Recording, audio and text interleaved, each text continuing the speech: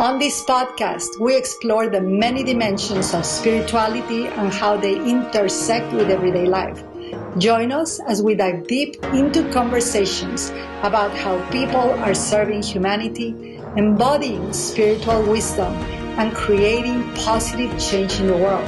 From ancient traditions to modern practices, the Spirituality Now podcast is your space to discover, learn, and be inspired.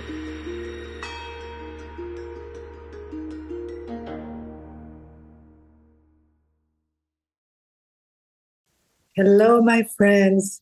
This is Ivonne Delaflor. I am the host and founder of the production company of the Spirituality Now podcast.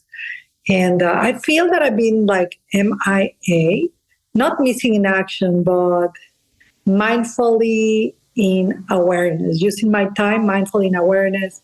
I took some time off. We paused the season of Spirituality Now. We have returned with great news. Sofia Montero, who used to be my personal assistant, has moved upwards and Godwards and elevated as people should. I envision everyone just going higher and higher. And she's now no longer my personal assistant. I will introduce you my personal assistants shortly. I have two beautiful souls, Astrid and Anna. But for now, let's talk about Sophie. Sophie's an incredible entrepreneur. She has her own life mission.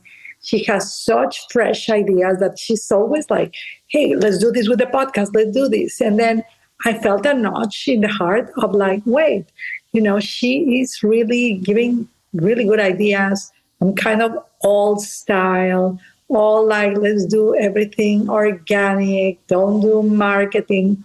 I've been like that for a while. And, there is something that comes with age that you understand that the future generations have their future in their rear view. And so anyways, now congratulate her if you can. She's the new podcast director of the Spirituality Now podcast, and I am elated. So I've been missing in awareness, not missing. I've been mindfully in awareness, taking time off, focusing tremendously on my health. And I have my notes so that my ADD, attention diversified in divinity, doesn't take over. And let's just begin. So the podcast today is titled What Power Actually Taught Me This Year. And why? Because I chose to use my word for the year as power. So I want to close the year with a real conversation with you all, and not a highlight reel or a marketing gimmick or a motivational speech, just my truth, my inner truth. And I do want to tell you that this podcast may have a lot of sounds and noises. We are moving yet again. So you are going to see my image. Those of you who are watching on YouTube, blurred. It's because behind me, there's so many boxes. We're moving again, yet again. So just beware that there's motion, there's movement. So imagine that I'm in a coffee shop, and if you hear sounds, just welcome them into your awareness. Anyways, my word for the year of 2025 was power. And honestly, power showed up in ways I didn't expect, but in ways that now make complete sense. This year had beautiful moments. I chose a singer to match the word, a song to match the singer and the word of my year, a frequency, a book, and somehow life aligned. And I not only met the singer that I chose. I mean, that was like, I chose someone from Korea. His name is G-Dragon. I think that was the highlight of my year. I mean, his performance, this is not a podcast about that, but I've never seen a performance with such excellence. And I've seen the most famous singers, and I mean, they're excellent in their own, preparation and their delivery, but there was so much soul in this singer. But anyways, it was aligned. The song that I chose, the singer, I was like, wow. Suddenly we were there in like the VIP area. It was just phenomenal. So it aligned, and we met G-Dragon And it was not like a fun moment, but it was truly a reminder for me when I was in the concert, that authenticity, when you really align to your own authentic call, authenticity has gravity. It pulls you into what you need and it repels you from what you need not. And we'll talk about that. So I realized, while meeting G Dragon and meeting Power, he has an incredible song called Power. I got the power, that you do not have to chase resonance. And I've been an overachiever I'm 54 years old. I turned 54 this year. And I've been an overachiever and a chaser, like the chase, I'd love win. And one win is not enough. You accomplish something. For me, if I do something, for example, I did a program called 75 Hard for many full times, not only once, and not only just the 75 days. It's the Live Hard program. I had to repeat it at least 3 times because if not, I felt that I didn't do it. And that's something in my psyche that I have. No matter what's going on in my life, stopping is quite a fit for me. But we've always been in mindset, they call it the chase. But this year I realized that you don't chase resonance. You can chase goals, you can chase things, you can chase, a rabbit that runs on the street, but you cannot chase resonance or alignment. It meets you. That's, once upon a time, I used to serve my community through a system I created called Transcendental Rebirth, which I always said that was the mission that found me, because it kept happening the way I helped rebirth people, hundreds of people rebirthing physically, going into rebirth mode, into the womb mode. And that mission, when it appeared to me, I never thought I was going to do that. Did it for years, not doing it anymore. I retired from that, repurposed myself from that. But I realized that my only job when the mission found me was to say yes. And it's similar with resonance. At the same time, this year of Power, my body was asking for everything that I haven't given to it or I had dismissed. It had shown signs since a couple of years ago, since I got the COVID thingy, the little bug, as a friend calls it. But it has been a call. And since I'm always like pushing, and it was just the year that my body said, no more, we're not going like that. And I was asking everything from me, my focus, my attention, and all to focus on me solely was like, wow, power and challenging. So because I was diagnosed with something called Lyme disease. And when you are diagnosed with something like that, Lyme changes, or any diagnosis, it changes, especially with Lyme, it changes how you move, literally, physically, through the world. Because it affects your nerves, your neurology, your muscles. And some days you feel that you're up and alive, and some days you are down and you feel like, okay, Bardo, the place of the souls that are in transition. I'm going to be hanging out there. I'm going to be staying in a hotel with you for a while. It's really quite interesting. It's a challenge. It's a real spiritual initiation. And physically, mentally, emotionally, it's also takes a toll on you. So all the skills, all the practice that I've been done for the years in spirituality, where like, this is the time not only to use them, you are always called to use what you practice. If not, you are not practicing at all, and to embody. Embodiment shouldn't be a talk that we're like, I need to embody. No. Embodiment is like a non-negotiable. I don't even think about that.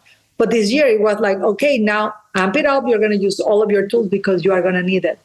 So when I noticed this year that when your body forces you to slow down, it becomes super clear what's real and what is not.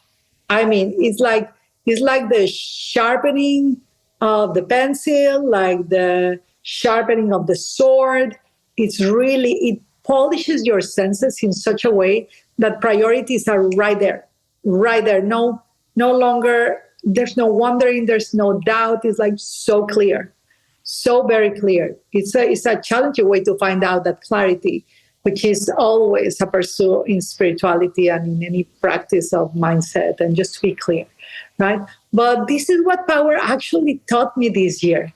And I have some lessons that I want to share with you about what power really gave me this year. So, and by the way, the book that I reread or revisited was Power versus Force. You can find out about it on anywhere where your books are sold. It's a phenomenal book that explains to you the difference between when we try to be forceful or power. You know, when you're forceful, it's like, we got to do it. Like, give me the date. Give me like, I don't operate well with force, but I had to polish power. All right. So power taught me to listen. Number one, power taught me to listen to my body first. There were days that I wanted to push because mentally I could, but my nervous system said no.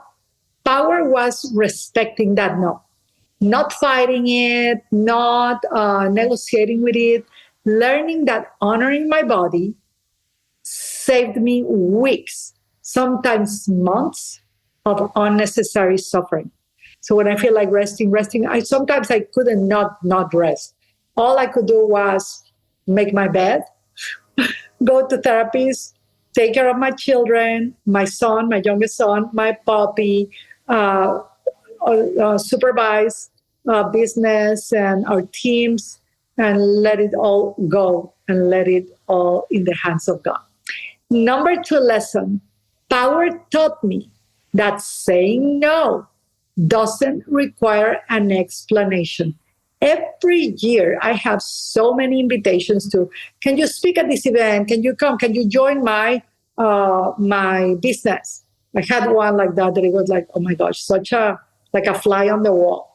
Can we join my business? And there's so much expectation when you are in a position of perceived power for people, or when you have accomplished manifold things, or you have created many business. You know, I have created network televisions. I have created production companies. I have created films. I have created publishing company. This year I published my book, Faith in Action in English. I post in Spanish. It's coming in 2026. But I created a publishing company. I created nonprofit organizations. It's been incredible, the journey I've had of creation, of delivering service for humanity. So, but when you do that, there's expectations of people that you are going to help, save, and do what they ask you to do, because people imagine that you have all the time in the world and you don't. And it is not their job to figure that out. It is your job to let them know. So I used to feel the need, even not that strong, but I used to feel the need to clarify or say, hey, I'm not going to do this because blah, blah, blah, or soften it or justify it. But this year it totally stopped. It was like, no, it's just no. And I tend to tell to my students, just say thank you and no. The honest no is something that we teach in Transcendental Rebirthing, but this one was really clear, like the sword, like let's not waste your time, let's not waste my time, and let's honor truth. And it's something didn't feel right anymore this year. The answer was simply no, or there was no answer. If people were rude, if people were like, oh, what I expected of you, blah, blah, blah. I never had that. I had one situation in this life, in this year, that it deserves attention right now, because it was like, what the heck? It was not even deserving of an answer, period. It was like, let's move on and goodbye, right? The answer is simply no. It's simple no. And nothing bad happened. Nothing terrible happened. Nothing, because I cannot control what others are going to say or do. It's just so much freedom. And in fact, life gets cleaner. My lesson number 3 from power. Power taught me who was real and how real I was being. So very few people, because I think I'm surrounded by really authentic beings. It has taken me 54 years just to stick with the clean, clear. The inner circle, as they call it, is beginning to be so tiny. It's going to become like a ring circle. It's like the Lord of the Rings, but in a good way. It's like so small. But very few people show their true colors. There used to be more before. People that I dated, it was like, what? Which shows you where you are at, or where you are not being clear with your no. or when you are like really trying to support so much people that you miss the people. You try to rescue, and that's a mess. So don't rescue people. You can't rescue them anyways, unless it's a real emergency and you want to rescue a puppy or rescue a kid. By the way, this is my year that I love animals more than ever in my life. I have had a challenge loving humanity, but there's my practice. Anyway, so very few people show their true colors this year. And instead of processing it, thinking about it, talking about it, or trying to understand it endlessly, where they come from and this or why happened, the karma, all this, I just let it go. And I just let them go. It was so much more simple. Let it go. It's like, what? Like, okay, we can do a drama, we can do a story, we can say, oh my God, you did, the end. Go, bye. No resentment, no energy involved. Nowadays in my life, like when the two people talking about people of my past, if he did or she did, or I don't even talk about them because that's my energy. And my energy right now is for my children, for the animals I serve, for my puppy, for my clients, for my students, for my friends, for my family, for my wonderful former husband, the father of my older kid, that he's just so supportive. Like, he's very selective for my mentors that are such great role models. I mean, I'm in a stage in my life where I don't invest attention in what exits my field. Whatever has my field exit from its own perimeter and its own orbit, it's like a no. It's like, do you have, like, are we role models for each other for betterment? If I hope I am. But if you are not, like, I don't want to go there. I don't want to go there. I wouldn't expect anyone. If I'm right now, like, that I'm going through a lot of health optimization and stuff, if I'm not yet a role model for them, they shouldn't hang out with me. And I shouldn't hang out with them either. So just like Tim Grover says, in these situations, I applied the done next. That's it. Simple. Okay, the next lesson number 4, was what Power taught me this year was that fulfillment matters more than relevance. I always teach in a class that I call Futuring that fulfillment is more powerful than success. And we should, or that's my expectation, should feel fulfilled with what we do, even if it's challenging, even if we don't like it. Like, there's a fulfillment. Maybe I don't like to do this work, this. Maybe, for example, I tend to plan my whole year, like 3 months in advance from the year to come. And I plan the whole year. It may change, it may adapt, things may not go, but I tend to plan because I believe that failing to plan is planning to fail. And if I put a direction in my, what I call my futuronometer, my future is much more created by me instead of by the circumstances or the situations of others in life. I can adapt. That's a key aspect of a brilliant future, that you got to adapt quickly and powerfully and gently. And it's just such a skill to adapt. But I tend to plan. And so the planning day is like hustle. It's like you got to be in computers or in notebooks, and you got to say, like, when do I want to teach this? When do I want to have a vacation with my kids? What are they doing? You have to study all the timelines of everyone and put the best one and what it will be. What do I need to do if I launch a program? When do I need to promote? You have to put all in the calendar. So that takes me a day, or maybe just half a day, but just to take me longer before. Now it's like an habit. But that hard work that is like not comfortable, nobody likes to do that. It just eases the year. It opens up. A lot of people don't like that. A lot of friends tell me, oh, but I'm not going to have freedom. I'm like, what more freedom can you have than you planning your life?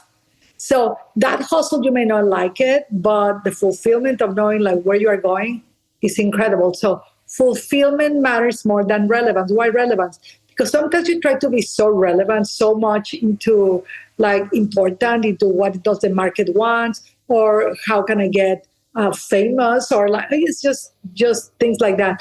Don't focus that much on relevance, focus on fulfillment. There were things that I could have done for visibility, like accepting all these invitations or speaking or traveling to certain places, or like there could be so much that I could have said yes to.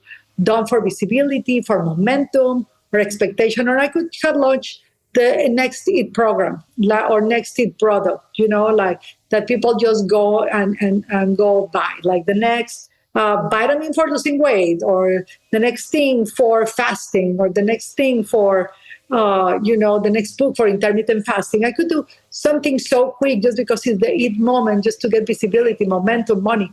That's not my interest at all. That's neither my expectation of myself and my future.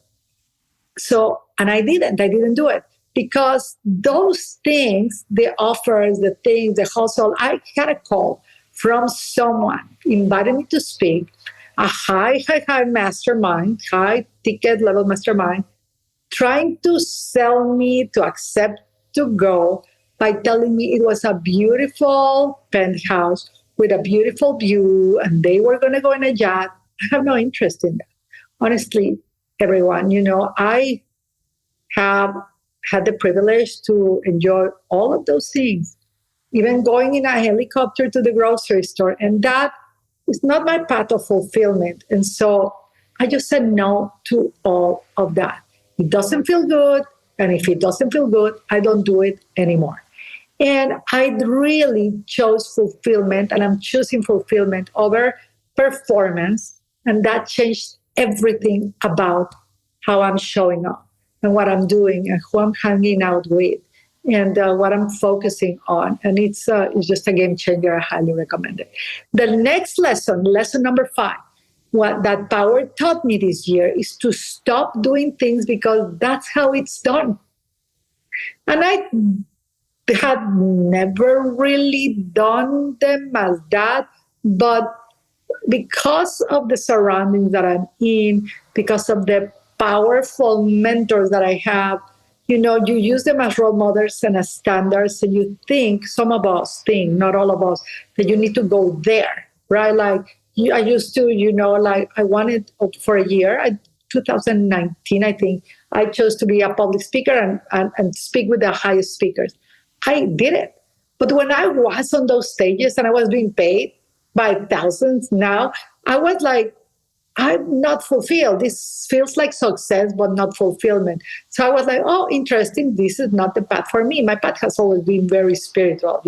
If I can spend time or invest time in a monastery and be there for a week or two, that's like, that's like, wow, or tea ceremony. But I stopped doing things because of how it's done, how it's successful. You accomplish a lot of things. You made a lot of money. You are speaking the biggest stages. You're well known. You come in TV. You're like, all of that, which I have done, not for me. So that's not how it's done in my soul. Just because something worked before doesn't mean it's aligned now.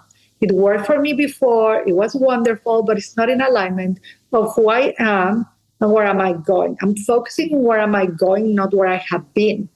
And that was such a wonderful lesson because this year I spoke with the second, I've been married twice. And the father of my youngest son sent me a message that was so profound for me to read. He said, I'm focusing on where I'm going, not where I have been. And my life needs to be reflected upon that. I was like, wow, that's wisdom. So kudos to that little piece of wisdom that I received. So I released all the formats, the commitments, the rhythms that no longer match who I am today and who I want to become and what I'm focusing on. And that took courage, and relief followed immediately. Now, lesson number 6. Power taught me that energy is my most valuable resource. And I'm telling you, having been diagnosed with this little thing called Lyme is no joke. I mean, sometimes your energy, you feel like you're walking outside of your body. Sometimes you feel like so energized. It's like it impacts so many things. And since I was very athletic before, right now I'm taking a pause for that. But I had so many injuries in my body, and Lyme tends to attack those areas. It's like, wow, I really need energy right now. And my physical practice is diminished. So I had to amp up my spiritual practice just to get energy, to produce, so that my mitochondria could produce something called the ATP, that produces the energy in your body. So that energy is my most valuable resource. So with Lyme, energy was not a subtract, but it was measurable, really measurable, where I place it matters. Again, where I place my energy matters. So many people thought, I used to give my phone number to everyone.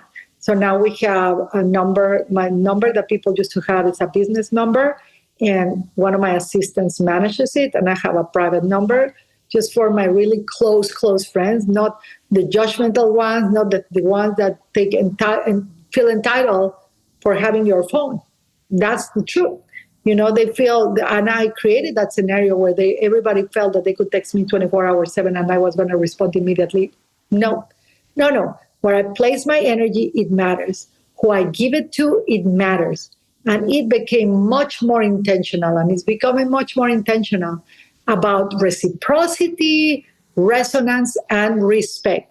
If you call me to leave me a disrespectful message, yelling and complaining and all that without having a conversation, just know that I'm going to apply the Tim Grover teaching of Don Max. All right. So lesson number 7, power taught me to trust myself again and again, fully, not halfway, not with doubt, fully. I stopped outsourcing my inner authority. And I've heard that many times. And because I have this natural spiritually based filial piety, especially for my mentors or for elders, people that are older than I am, and I'm 54 already, imagine. So filial for the mentors, the teachers of my children, I feel really devoted to them. I feel like, wow, I learned something from you. You have my respect. You have my gratitude. You have my wow, I really treasure you. Some people, number one, they take that for granted. You don't do it because of them not taking it for granted. You do it because it feels good. But some people take it for granted, and some people really, they haven't earned it or deserve it, or you just it reminds you of your inner authority without being disrespectful and without removing the filial piety, right? So I stopped outsourcing my inner authority, and I stopped asking for any permission. I stopped second guessing what I already knew.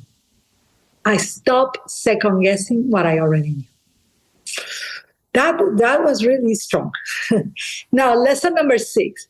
Power taught me that fewer people doesn't mean less support.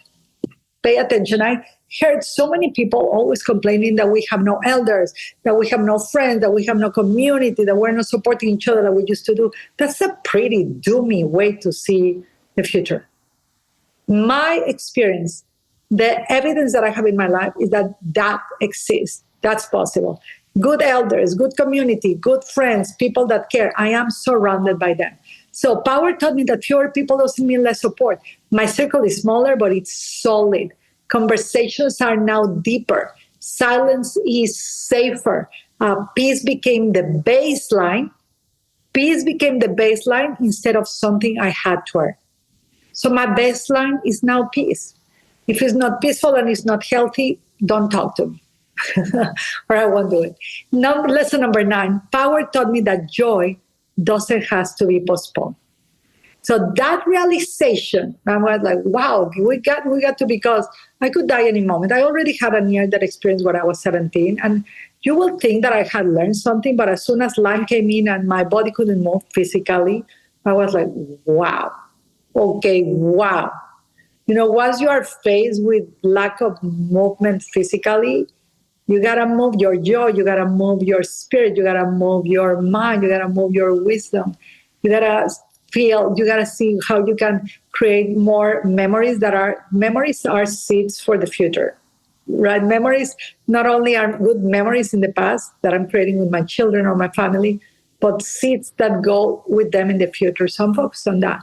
But that realization shaped what's coming for me in 2026, which arrived with 3 words. So just like this year was a year of power, my 2026 arrived with 3 words. It multiplied. And it's the expansion of joy. Just joy aloud. Joy expanded. No story, no grief, no drama, no, but I have the trauma. Just allow joy in to expand naturally. We'll see how that goes for 2026. And lesson number 10, power taught me to think beyond the present moment. It's kind of futuring. I like to start with the future in mind always. And 2027, I know we haven't even lived. I mean, I'm living in the here and now, which is the only place that I'm going to ever be present and live. But I like to plan 2026, but suddenly 2027 showed its word. And the word is ennoblement, which is refinement, dignity, quiet excellence. So that's the direction my life is going now. So these are the 10 lessons that power taught me. And we're moving into the new year of the horse, the fire horse, which is momentum, movement, which is very paradoxical for me, movement, truth in action, truth in motion. And we're closing the year of the snake with its depth of shedding. Wow, this was a year of total shedding for me.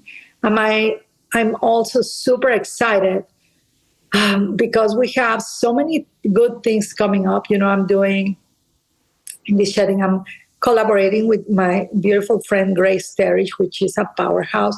She's the founder of the Infinite Voice Academy, an incredible soul singer, producer, and interviewer. We have a new program for a year.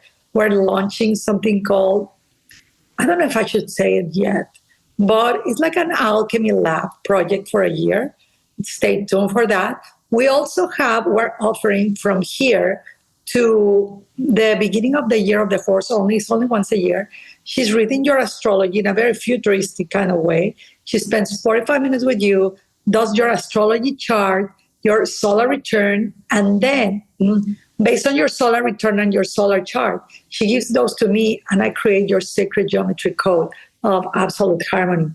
And I just take the highest aspects to really emphasize what is good, what is brilliant for you. And we call this experience the highest blueprint or your highest blueprint. It's 90 minutes. You have a private session. You have your your astrology read by Grace. Then you have your code activation with me, your sacred geometry explained. It's beautiful. We've been doing a couple of sessions and it's been really powerful, very mystical and very magical. And this is only until the year of the horse begins because it takes us time to create the astrology and the sacred geometry code. I take my time to create it. And we have another offering that is coming up at the end of the year. It's a retreat called Threshold. It's a 2-hour retreat in English. I believe it's a Sunday. We'll put all the dates here. And we're going to be announcing it on our social media, mainly Facebook and Instagram. It's called Threshold. It's 2 hours where we are going to walk people through the astrology of the year. This is more general. This is not individual. And everybody's going to receive a copy of the Sacred Geometry Code of the Year of the Horse that I just completed it. It's magical. It's beautiful. By the way, if you sign up for your highest blueprint experience, that is a one-on-one. If you'd like to work more one-on-one with us, you also get as a gift the Year of the Horse, Sacred Geometry Code of. So we have this upcoming. And then I'm so excited because in 2026, we are starting, and I have my notes here. We are starting with the Gene Keys. Listen, I don't know if you've ever heard about the Gene Keys. Richard Roth is the creator of the Gene Keys. It's phenomenal guidance. It's like a synergistic body of wisdom of work between, the I Ching and human design. But this is like the next level. It's really, for me, it's like what the future needs. And we are going to be starting the year studying with Richard, I think it's called the Golden Sage Path. We're going to do a podcast just solely for that. But if you are interested, because our community is going to receive a discount, if you want to join it, we are going to be students, Grace and myself. And the most beautiful thing about this new program, this is the last program that Richard Roth is doing. And it has webinars, it has calls, it has a whole guidance. It's like your mentor of just the word, the sage, the golden path. We felt it so strongly. I felt it in my soul, in my heart. So we're studying, and it walks you throughout the whole year, starting 2027. And I was thinking, oh, wow, this is like just perfect for the expansion of joy and my year of ennoblement. So these are the little highlights. These are the year things that I wanted to share with you. I think that's it. So stay tuned. The podcast is going to be experimenting with new things. Again, because we're not doing anything as it is done outside. We hope that anything that we're sharing is of service to you. And stay tuned for Sophia, what she's going to install in the podcast. Stay tuned for the alchemy project that we have, Grace Terry and I. If you have any questions about our upcoming programs, Threshold, or your highest blueprint, the highest blueprint, or even the golden path, the Sage golden path of the Gene Keys, feel free to reach out. You can send an email to Rebecca, our student coordinator. She's the boss. She's the executive student coordinator, Rebecca, Rebeca, at delaflorteachings.com. That's DELAFLOR, T as in Tom, E as in Edward, A as in Apple, C as in Charles, H as in Hope, I as in IC, and G Delaflor Teachings, delaflorteachings.com. We'll put it in the copy of the podcast. And that's it for now. Reach out to Rebecca and she can help you with any of the programs. Your highest blueprint, Threshold, the retreat, the end of the year retreat to close the year of the snake and start the year of the horse. And also the golden path. If you want to get a discount when we announce it, please reach out to us. We will be so happy to share it with you. Anyways, I wish you a lot of a beautiful completion of your year. I hope that you are really investing time with the people you love, that you really genuinely show gratitude, genuine, not like fake, please. You know, one of the things I learned with Power this year is like there's some people fake that they like you. And then as soon as they burst into like a little pit of uncontrolled anger, they show you who they really are and they show you how they really think of you. So don't fake it. Better not do anything. It's like if you can close the year of the snake, the shedding with not faking anything, that would be a great ask. I'm wishing that for you, for all of us. Also, focus on your health. I tell you from experience, on your loved ones. If you cannot do one thing because of your limitations, financial, spiritually, mentally, or physical, do whatever you can. Maybe you can smile at someone. Maybe you can write a letter. Maybe you can tell them you love them. There's always, remember where you focus your abundance will grow. And so that's my wish. And I'm wishing for everyone in humanity a wonderful completion of this year and a powerful expansion of joy beginning of the next. I love you. Thank you so much for watching. Please subscribe on YouTube or Spotify or your preferred podcast platform. And I send you my love. Thank you. Blessed, blessed. Now, always now year. Bye-bye. Thank you for tuning into the Spirituality Now podcast. We hope today's episode has inspired and empowered you on your spiritual journey. If you enjoyed this conversation, please subscribe, leave a review, and share it with others who may benefit from it. Remember, spirituality is not just something we practice. It is how we live, how we serve, and how we connect. Stay grounded, stay inspired, and keep evolving. Please join us next time for more enlightening discussions. And until then, take care and be well.